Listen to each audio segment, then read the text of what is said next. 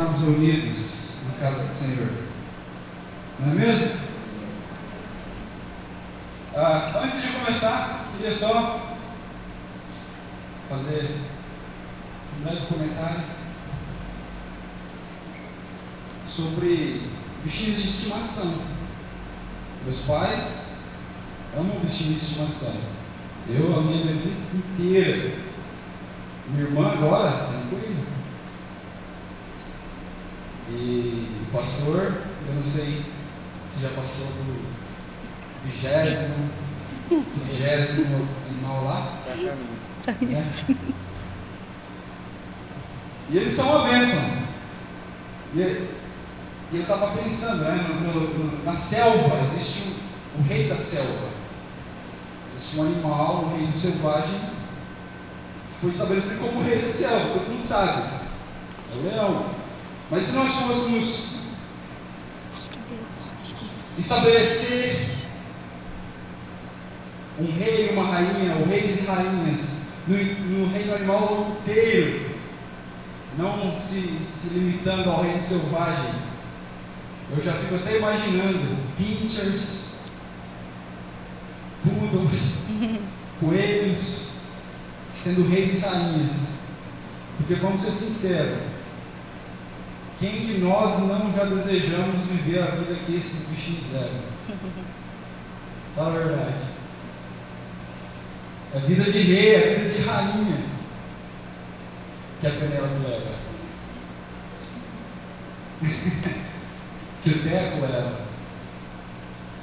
Eu não vou falar o nome do pastor, senão eu vou passar o resto do culto só citando o nome dele,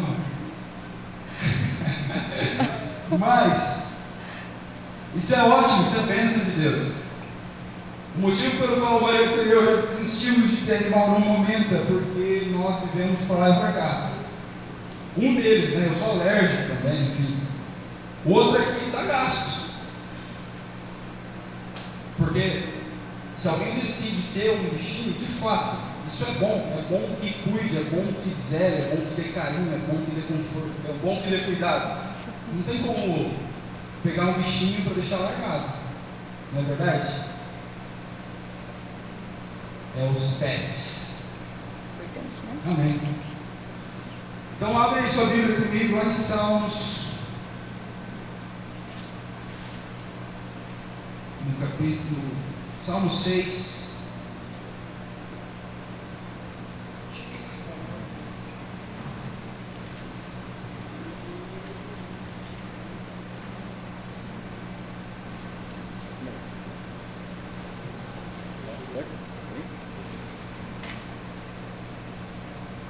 Salmo 6, a gente vai ler apenas os versos 1 ao 4.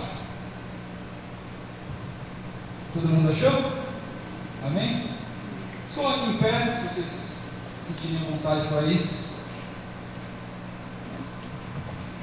Salmos 6, 1 ao 4, diz assim: Senhor, ao Salmo de Davi, não me repreendas na tua ira, nem me castigues no teu furor. Tem misericórdia de mim, Senhor, porque sou fraco. Sara-me, Senhor, porque os meus ossos estão perturbados. Até a minha alma está perturbada, mas tu, Senhor, até quando? Volta-te, Senhor, livra a minha alma, salva-me por tua benignidade. Amém. Só até aí. Podem se assentar. Muito obrigado, Jesus, pela tua palavra, porque é ela que nos sustenta, é ela que nos alimenta e nos mantém em pé, vivos, respirando, dia após dia, manhã após manhã. Assim como o Senhor tem feito, continua falando aos nossos corações através da tua palavra. Espírito Santo de Deus, nós queremos ouvir do Senhor.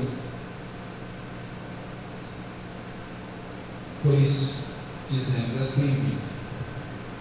Fala conosco, em nome de Jesus. Amém. Amém, Jesus. Verso De número 1, Senhor, não me repreendas na tua ira, nem me castigues no teu furor. Tem misericórdia de mim, porque eu sou fraco. Tem misericórdia de mim, porque eu sou fraco.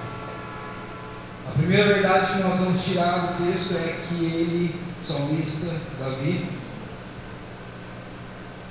ele reconhece o seu estado natural, a sua condição natural.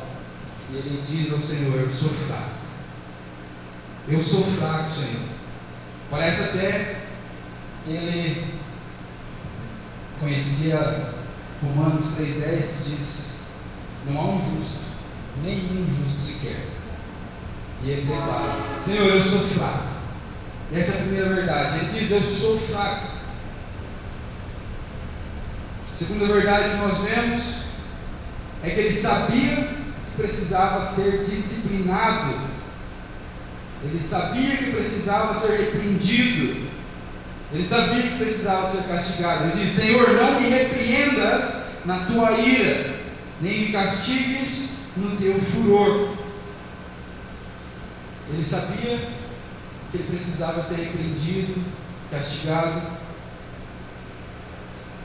mas ele clama pela misericórdia. Não me castigues na tua ira, nem no teu furor. Ele sabia o porquê que ele precisava ser repreendido. Ele conhece a natureza dele, ele conhece o homem que ele é. E com isso, eu quero falar com os irmãos. Quando nós permitimos que o pecado entre nas nossas vidas e se achegue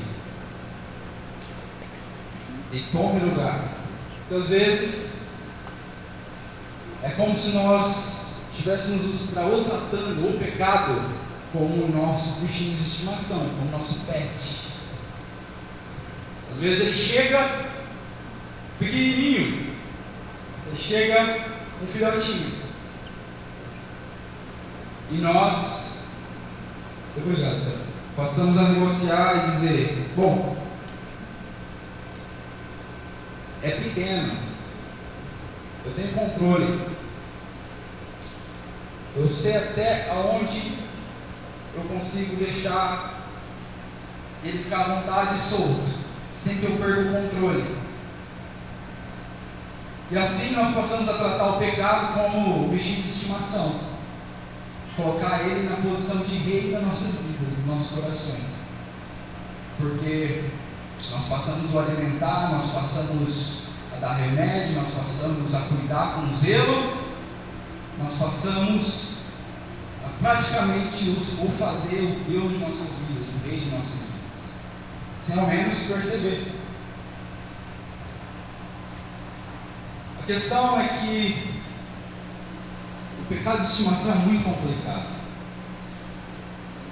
Ele se torna algo habitual, ele se torna algo corriqueiro, que nós nos acostumamos. O problema é que, como nós temos a consciência que Deus colocou em nós, que o Espírito Santo incutiu em nós, toda vez que nós pecamos, isso gera condenação nos nossos corações. Isso traz condenação, isso traz um sentimento de culpa. E aí nós vivemos esse ciclo, dia após dia, pecando, se sentindo condenado, se sentindo culpado. Isso nos leva a nos esconder. E aí o ciclo se repete, nós pecamos, nós nos sentimos vergonha e condenação. Só que o problema é que a vergonha e que a condenação, elas não geram arrependimento. O que ela gera em nós é que nós tendemos a ir para onde não há luz, para a escuridão, porque lá o pecado não pode ser visto. E isso é um ciclo que nos leva cada vez mais para longe de Deus. E aí o pequeno pup, o pequeno filhotinho que nós pegamos para cuidar, se torna uma ativaia que nós não temos controle nenhum sobre. E aí nós viramos escravos disso. A condenação e a vergonha nos levam para a escuridão, para as trevas. Mas a convicção nos traz para a luz. A convicção nos traz de volta para Deus. Amém. Amém? Amém. Porque quando nós temos a convicção de que nós somos pecadores, para começo de conversa, é aí que a libertação desse ciclo se inicia. Quando nós temos essa revelação de que Davi teve aqui: eu sou fraco, Senhor, eu sei que eu preciso ser repreendido, eu sei que eu preciso ser castigado, eu sei que eu sou fraco. É aí que a nossa libertação começa.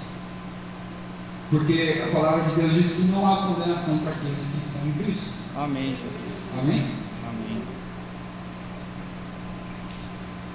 Nós vemos, olhando para esses versos 1 e 2, e 3 também, 1 e 2, que Davi conhece o Deus que ele serve. Ele conhece a soberania de Deus.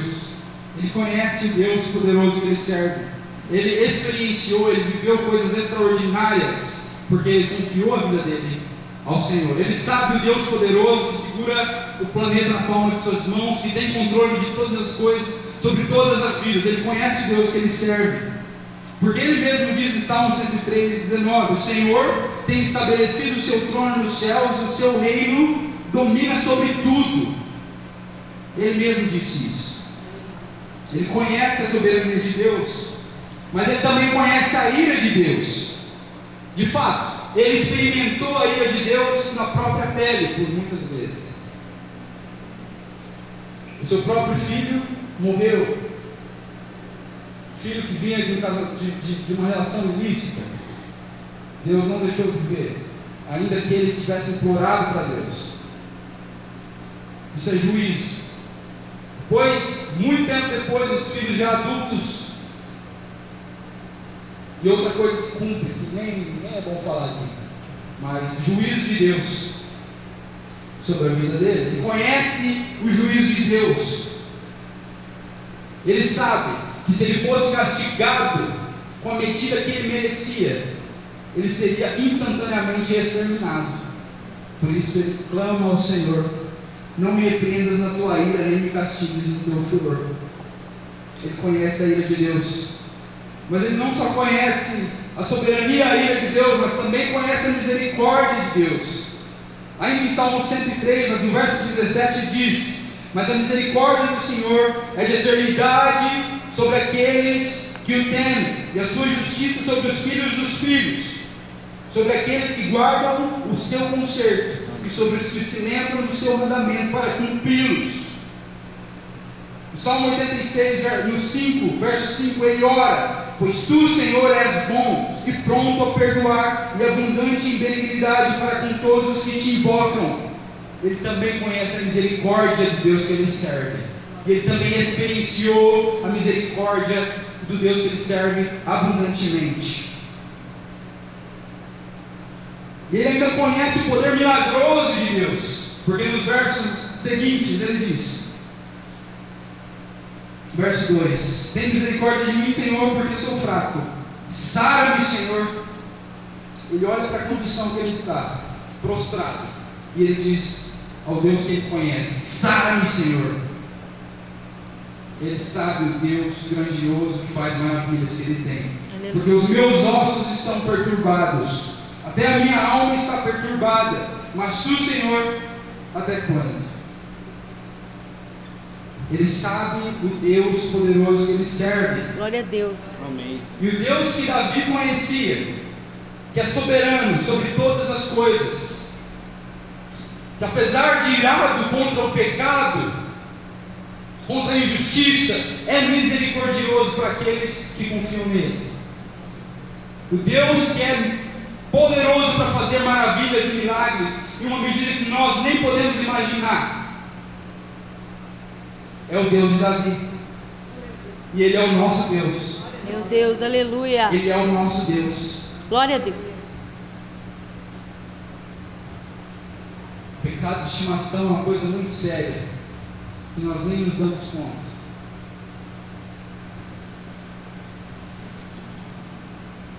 Mas o que chama a atenção aqui, nesse texto, é que a ausência do Senhor é o que causa a mais profunda dor de Davi. Porque se nós notarmos, ele fala tudo que ele está sentindo, ele expressa a sua dor, a agonia que ele está sentindo, dizendo: minha alma está perturbada, meus ossos estão perturbados, livra a minha alma. E no verso 4 ele diz: volta-te, Senhor. Isso mostra que o sentimento que ele tinha aqui é que o Senhor tinha virado as costas para ele. Volta-te, Senhor. E agora, com muito cuidado, eu quero expor 3 momentos em que o Senhor, Deus, abandonou indivíduos. E o primeiro deles está lá em Romanos 1, e se trata de homens perversos.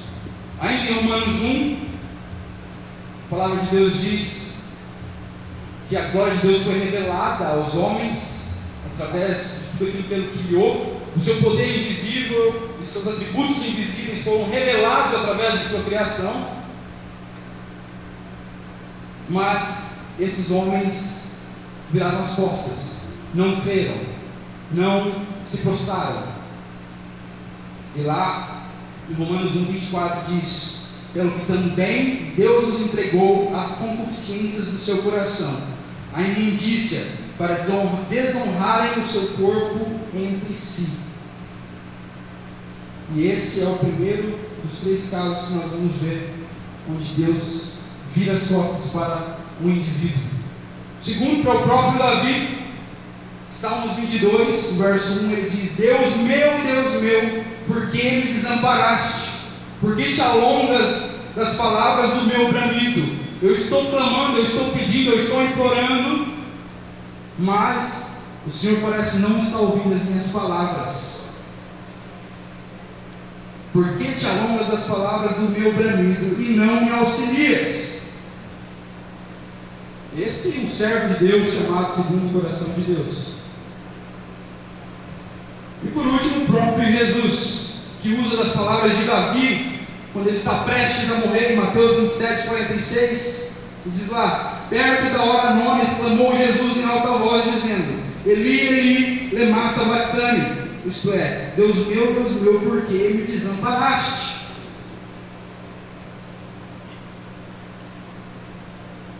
O fato é, Deus abandona indivíduos. E sim, Ele abandona homens perversos, depois que eles basicamente viraram as costas para Deus e falaram: tudo bem, vá e faça o que você bem quiser com a sua vida. E nos entrega para suas concupiscências, desejos malignos, para fazer as coisas mais perversas que se possa imaginar. Mas nós também vemos Deus virando as costas para Davi. Definitivamente? Glória a Deus que não. Glórias a Deus que não. Davi conhecia muito bem o Deus que ele servia. Davi conhecia muito bem o Deus que ele servia. O fato é,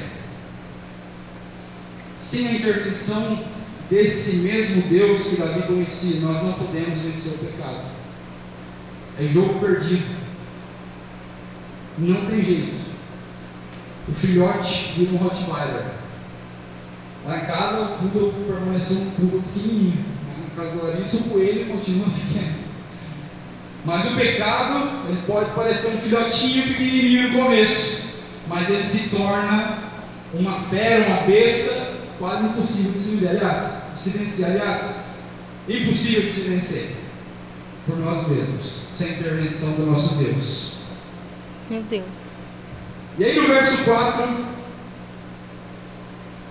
ele diz: volta-te, Senhor, livra minha alma, salva por tua benignidade. Meu Deus, eu preciso olhar para isso todos os dias, eu preciso olhar para essa palavra todos os dias. Meu Deus, volta-te, Senhor, livra minha alma, salva-me por tua benignidade.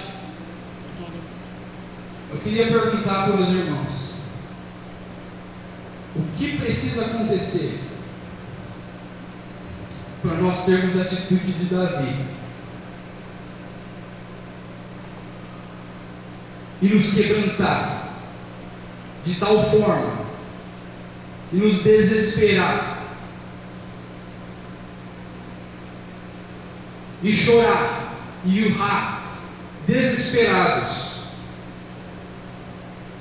clamando para que ele volte? O que precisa acontecer?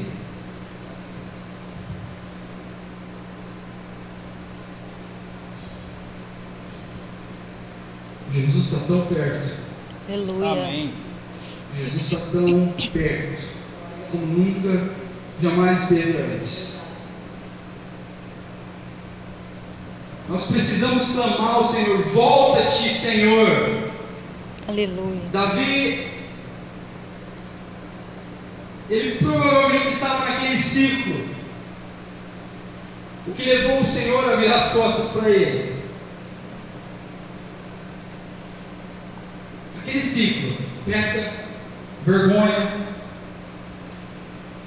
escuridão. Peca, vergonha, remorso. Isso não gera arrependimento,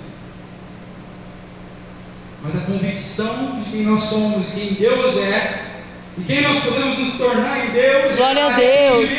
Aleluia.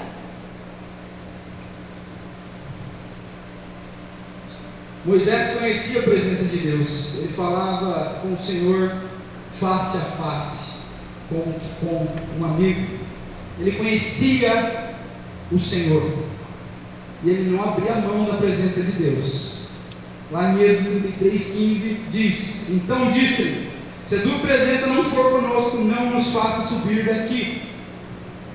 O povo, por outro lado, basicamente desprezou a presença de Deus, porque quando eles experienciaram a presença de Deus, eles temeram tanto que disseram: vai você, tudo que Ele te falar, tudo que o Senhor te falar, tu fala para nós, mas nós não vamos mais entrar nessa presença, porque nós tememos morrer. Essa era a atitude do povo, mas não dele. Ele amava a presença de Deus. Não dá mais para nós vivermos assim, empurrando com a barriga, sabendo que não temos carregado a presença de Deus, negociando com nós mesmos, pensando: eu sou salvo, e pensando que amanhã eu conserto isso. Olha, isso aqui não é nada comparado ao que todo mundo faz. Isso aqui é uma colherzinha de chá. Eu também mereço ter um pouco de prazer nessa vida. Meu Deus. Só que isso vai nos levar para o inferno.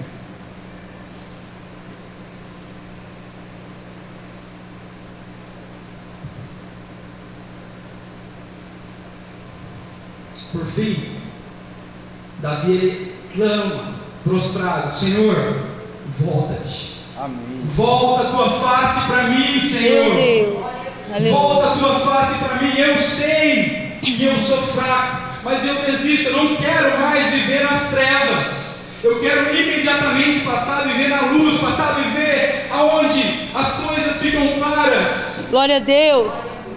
Eu sei, tem coisas que eu gosto, que minha carne gosta, mas elas não valem a pena. Eu quero vir aqui aonde tudo é visto. Eu quero vir aqui aonde o Senhor se agrada. que eu esteja. Glória a Deus.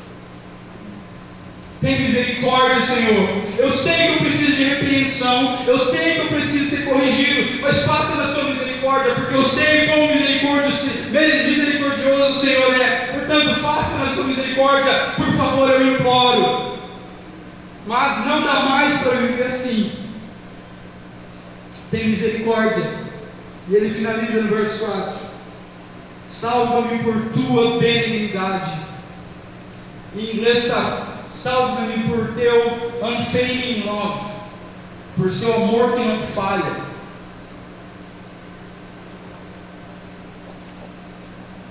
Ele reconhece que esse processo só é possível porque por quem Deus é.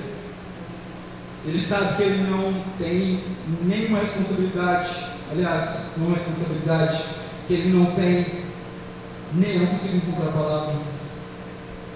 Não é por causa da bondade dele que isso acontece. Aliás, ele sabe o homem que é, mas ele clama pela benignidade de Deus e diz: